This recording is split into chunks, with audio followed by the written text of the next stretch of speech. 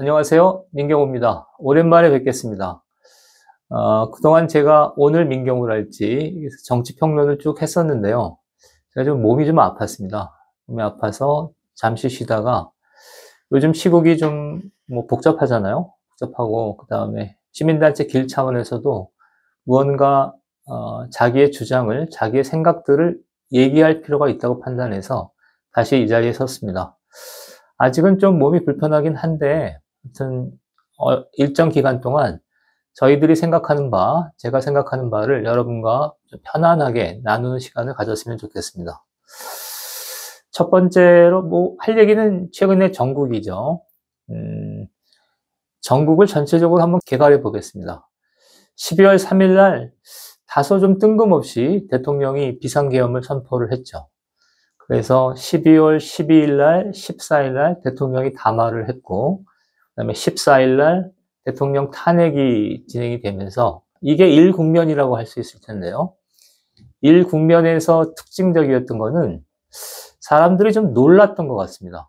우리나라는 문민의 전통이 좀 잘 잡혀 있어서 비상계엄이랄지 국회에 군인들이 난입한다랄지 이런 사태를 좀처럼 겪어보지 않았었는데 갑자기 이제 비상계엄을 선포하고 군인들이 국회에 난입하면서 굉장히 좀 놀랐던 기억이 있고, 첫 번째 사람들이 받았던 감정은 이러다가 민주주의가 후퇴하는 거 아닌가? 이런 생각 속에서 어쨌든 생각이 있었고, 대통령의 판단이 옳은 걸까? 라는 생각들이 초반을 주도했던 것 같습니다. 그리고 대통령 또한 처음에는 12월 3일 비상계엄부터 12월 14일 탄핵까지는 다소 모호한 태도를 보였습니다. 그래서 대통령의 비상계엄이 민주주의를 좀 유린하고 대통령의 어떤 거취를 통해서 한국 민주주의를 정상화시키는 것이 기본 과제다. 이런 생각들이 퍼져 있던 시기입니다. 자, 그런데 이제 대통령이 탄핵이 되고 한덕수 총리가 이제 권한대행이 됐죠. 그런데 이제 민주당이 총리 대행을 헌법재판관 문제로 탄핵을 하면서 새로운 국면으로 접어들기 시작했습니다. 그동안 그러니까 좀 관망하고 있던 보수 세력들이 대결집을 하면서 정세가 새로운 국면으로 발전을 했는데요. 새로운 국면을 주도했던 것은 공수처가 발행했던 체포영장입니다. 체포영장을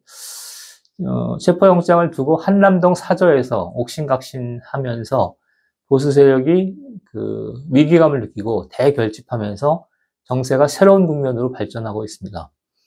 지금까지가 이제 12월 3일 비상계엄 이후에 벌어졌던 일련의 상황이고요. 일련의 상황을 제 나름대로 세 가지 관점이 상황을 주도했다고 생각합니다. 하나는 일단 비상계엄이 좀 뜬금없다. 그리고 군인들이 이제 국회에 난입하고 누구누구를 체포하고 포고령이 내려지고 약간의 갈등이 있고 이러니까 이건 민주주의를 근본적으로 역진하는 거 아닌가. 이런 관점에서 세상을 보는 게 첫 번째 관점이었고요. 한동훈 대표가 이런 관점을 대표했다고 생각합니다. 한동훈 대표는 초반에 아주 신속하게 비상계엄이 위헌적이고 위법적인 쿠데타라고 낙인을 찍고 대통령과의 협의 속에서 대통령이 조기 퇴진을 하고 질서 있는 전국 수습을 하려고 노력했던 것 같습니다. 이것이 그러니까 현사태를 보는 하나의 관점이었죠. 비상계엄이 해프닝이고 해프닝은 민주주의를 유린하는 거고 대통령의 조기 퇴진을 통해서 질서 있는 전국 수습을 하자. 이것이 초반에 상황을 주도했던 흐름이고요.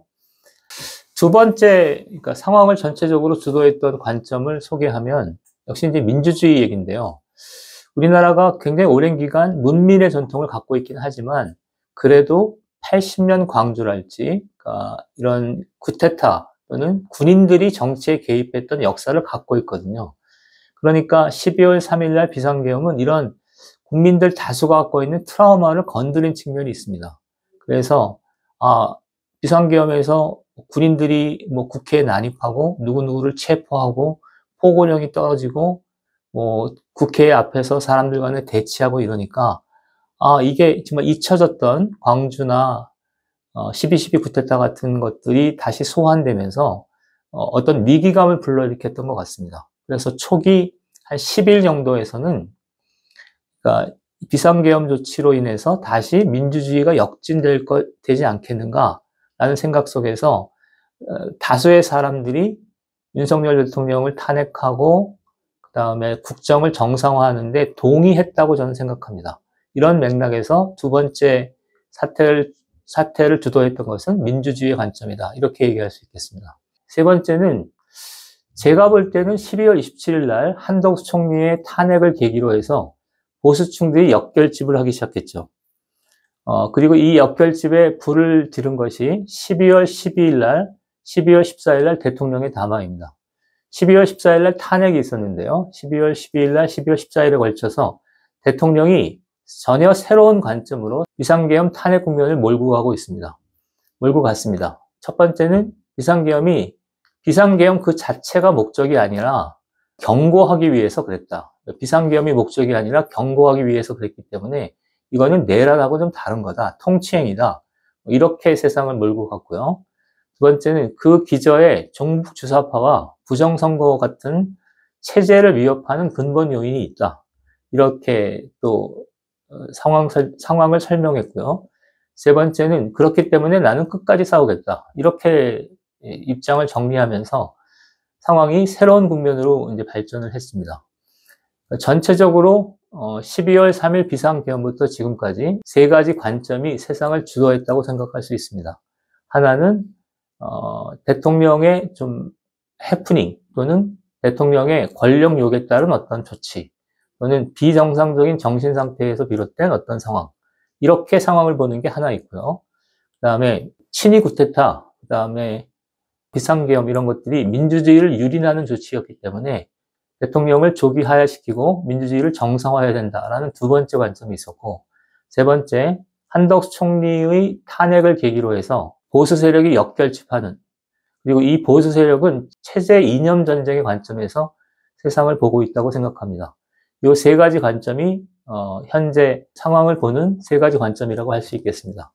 세 번째, 그러니까 보수 세력이 강하게 역결집하면서 상황을 체제 이념 전쟁으로 몰고 가는 측면에 대해서 얘기를 해보겠습니다.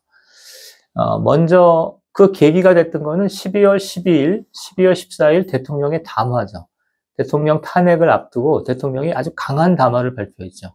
요지는 아까 말씀드렸던 것처럼 첫 번째는 비상계엄 선포는 그러니까 어떤 비상계엄 그 자체가 목적이 아니라 체제 위기를 경고하기 위한 거였다. 이렇게 얘기를 했고, 그 다음에 체제 위기의 핵심은 종북 주사파와 부정선거 같은 것들이다. 그 다음에 세 번째는 끝까지 싸우겠다. 이러면서 상황이 급변하기 시작했죠. 군인들의 정치 개입에 대한 어떤 트라우마, 위기감에서 형성됐던 분위기가 윤석열 대통령을 고리로 해서 급격하게 체제 이념 전쟁으로 넘어가는 그런 양상이었습니다. 그리고 공수처가 체포영장을 발부하면서 급기야는 한남동 사저를 둘러싸고 거리에서 시민들끼리 대치하는 그런 상황으로 발전했죠.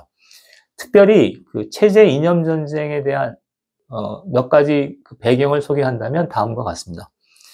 첫 번째는 일단은 민주당의 무리수가 있겠습니다. 민주당이 특히 이제 문제가 됐던 거는 12월 27일 날 한덕수 총리를 대통령 권한대행을 탄핵한 거죠.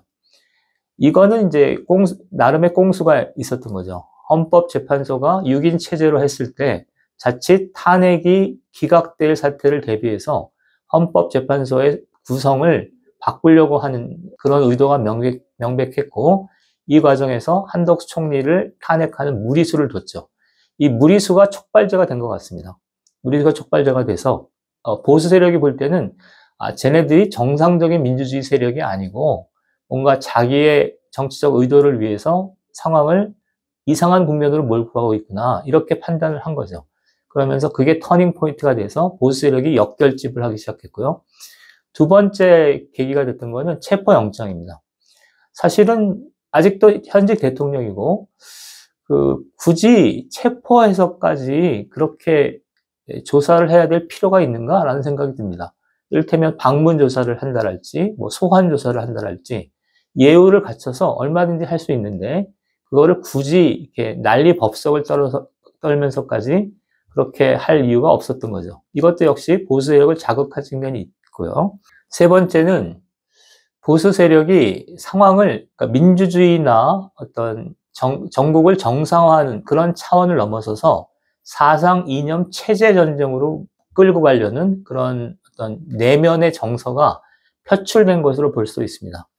그와 관련해서 NYT 뉴욕타임즈의 1월 4일자 기사를 소개하면, 이거는 주로 이제 한남동 사저에서 외쳤던 사람들에 대한 평가인데요.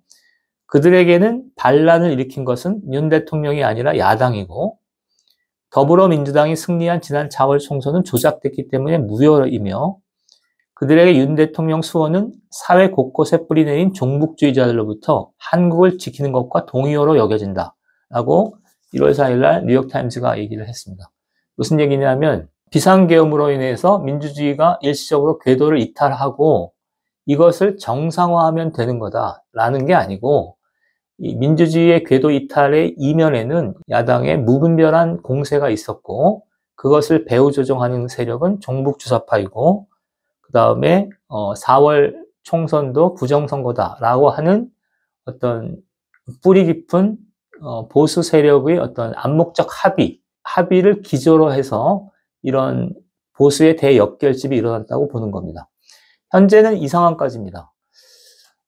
초반에 비상계엄을 둘러싸고 한국 정치를 어떻게 정상화할 것인가에서 시작된 어떤 갈등이 지금은 체제 이념 전쟁으로 발전한, 보수 세력에 의해서 발전한 그런 형국입니다. 앞으로 저는 본 시리즈에서 이 문제들을 하나씩 검토해 볼 생각인데요.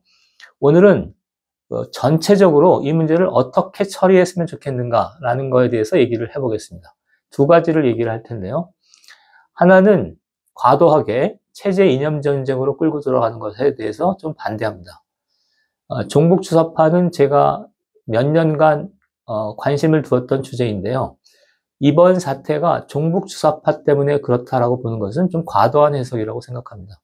종북주사파가 있기는 하지만 점점 숫자도 얼마 안 되고, 그다음에 점점 세력이 약화되고 있기 때문에 종북주사파 때문에 이번 사태가 벌어졌다라고 보는 것은 조금 과도한 해석이다 이렇게 생각하고, 두 번째, 부정선거도 이제 시간이 지나면서 밝혀지겠지만 좀 과도하지 않은가 생각합니다. 그래서 체제 이념 전쟁으로 몰고 나가기보다는 어떻게 하면 민주주의를 정상화할 것인가의 관점에서 세상을 보는 게 좋겠다라는 거고요.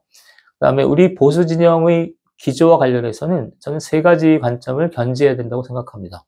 첫째는 나라와 사회를 시급하게 안정시키는 관점에서 세상을 보는 게 좋겠습니다.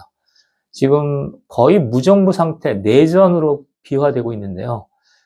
이것들이 자칫 잘못하면 한국 경제, 한국 사회를 나락으로 끌고 갈 수 있기 때문에 너무 극단적인 주장을 지향하고, 합의할 수 있는 건 합의하고 타협할 수 있는 건 타협해서 한국 사회와 나라를 시급히 안정시키는 게 좋겠다 이런 생각이고요. 그 다음에 두 번째는 중도 보수를 역시 중시해야 된다고 생각합니다. 중도 보수라는 건 제가 볼 때는 보수 우파, 자유 우파라고 불리는 보수 강경파는 약 15% 정도로 봅니다. 그런데 이번에 보수 대결집 국면에서 약간의 이견은 있지만 35%에서 40%까지 그 보수 강경파가 세력을 확장했죠. 그런데 주목할 만한 것은 대통령이 잘못하고 있다, 또는 대통령을 탄핵해야 된다는 여론이 60%로 꽉 차 있기 때문에 보수 강경파만이 집결해서는 선거에서 이기기 어렵다고 생각합니다. 따라서 역시 중도 보수를 중시하는 그런 스탠스를 가질 필요가 있다고 생각하고요. 세 번째는 반 이재명이 중요하다. 사실은 지금 이재명 대표는 대선 적합도에서 1위를 달리고 있지만 이재명 대표의 엔티 세력 또는 비토 세력도 굉장히 강력하기 때문에 보수 세력이 중도 세력과 연합을 해서 잘만 한다면 있을 수 있는 대선 국면에서 승리할 가능성이 있다고 생각합니다. 이 세 가지 입장을 견지할 필요가 있겠습니다. 하나는 나라와 사회를 시급히 안정시키는 데 중심을 두자. 그 다음에 중도 보수 세력을 중시하자. 세 번째는 반 이재명 정치연합을 중시하자. 이런 관점입니다. 자, 오랜만에 뵙겠습니다. 앞으로 일정 기간 동안 시국이 굉장히 요동치고 있기 때문에 저와 그다음에 시민단체 길의 입장을 찬찬히 소개하도록 하겠습니다. 오늘은 그 실론격으로 전체적인 윤곽과 틀에 대해서 얘기를 해봤습니다. 이상 마치겠습니다.